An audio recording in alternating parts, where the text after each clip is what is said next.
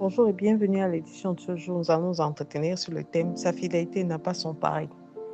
Et les passages examinés sont tirés du livre de Lamentation de Jérémie au chapitre 3, versets 22 à 23. Il est écrit: Les bontés de l'Éternel ne sont pas épuisées. Ses compassions ne sont pas à leur terme. Elles se renouvellent chaque matin. Oh, que ta fidélité est grande! Que ta fidélité est grande! Dans un monde où tout change, où les promesses humaines peuvent se briser, où les relations s'effritent et où les circonstances varient, la parole de Dieu nous rappelle que Dieu a une fidélité inébranlable. Elle n'a pas son pareil. La fidélité de Dieu est ancrée dans le caractère même de Dieu. La fidélité de Dieu n'est pas le résultat d'un effort ou d'une décision ponctuelle. Elle procède même de son être. Dieu ne peut pas mentir. Ce qu'il promet, il accomplit en son temps. Il demeure fidèle même lorsque nous sommes infidèles.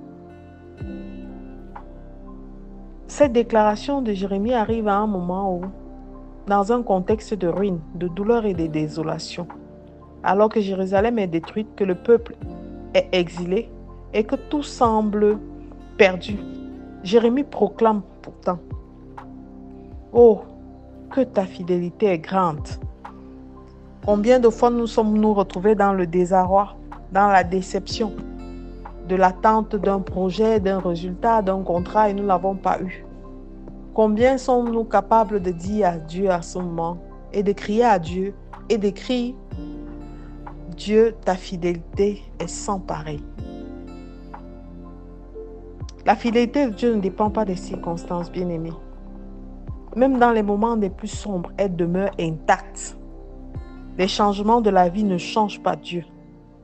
Même quand tout chancelle, lui reste stable. C'est pas parce qu'émotionnellement on est touché, on est atteint, qu'on pense que Dieu n'est pas fidèle ou on pense que la main de protection de Dieu n'est pas sur nous.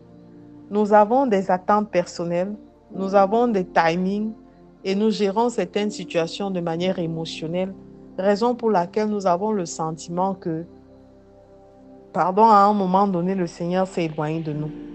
Il ne change pas. Chaque jour, Dieu recommence à nous manifester sa grâce. Sa parole dit: les bontés de l'Éternel ne sont pas épuisées. Ses compassions ne sont pas à leur terme. Chaque lever du soleil est un rappel concret de sa fidélité. Il n'y a pas de journée trop difficile pour qu'il te soutienne.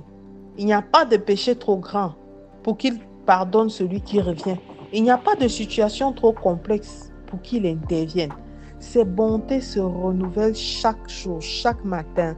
Alors à chaque matin, même si tu t'es couché dans le chaos, même si tu t'es couché dans l'amertume, dans la frustration, déclare comme Jérémie: oh, que tes bontés, que ta fidélité est grande, Seigneur. Dieu ne se lasse pas de nous aider. Il ne se lasse pas de nous. Sa fidélité est fraîche, elle est vivante, elle est active. Elle est éternelle, elle est parfaite, elle est infaillible. Alors, si tu étais de ceux qui pensaient que parce que les choses vont mal, Dieu n'est pas fidèle, essaie de remettre en cause ta pensée. Essaie de te repositionner et d'aligner ta pensée à celle de Dieu. Essaie d'inviter l'Esprit Saint dans la situation, quoique chaotique, afin que lui seul te donne l'apaisement nécessaire, afin que lui seul te donne le réconfort nécessaire. La fidélité de Dieu se révèle pleinement en Jésus-Christ finalement, parce qu'il a accompli toutes les promesses faites aux patriarches. Il a démontré l'amour fidèle de Dieu jusqu'à la croix.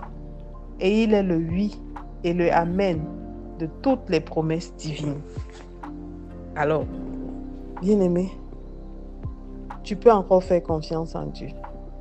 Il y a 10 mois, 11 mois de l'année qui se sont écoulés et tu n'as peut-être pas vu certaines promesses se réaliser. Mais Dieu est fidèle. Je te recommande de faire cette prière avec moi. Seigneur, parce que tu es fidèle, je te fais confiance, même dans l'inconnu. Je sais que toi seul peux me redonner l'assurance dans les moments les plus sombres.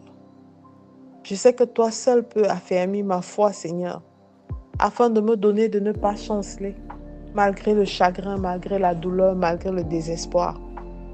Tu restes fidèle, Seigneur, quelles que soient les circonstances de ma vie. Et je veux te faire confiance tous les jours afin que tu guides chacun de mes pas, afin que tu me permettes d'aligner mon esprit avec tes volontés. Seigneur, je veux marcher. Je veux que mon âme s'attache entièrement et totalement à toi. Et je veux m'abreuver à cette source d'eau vive qu'est ta parole, afin que je ne puisse sombrer longtemps. Je bénis ton nom, toi qui vis et règnes éternellement. Au nom de Jésus-Christ, nous avons prié. Amen, amen, amen.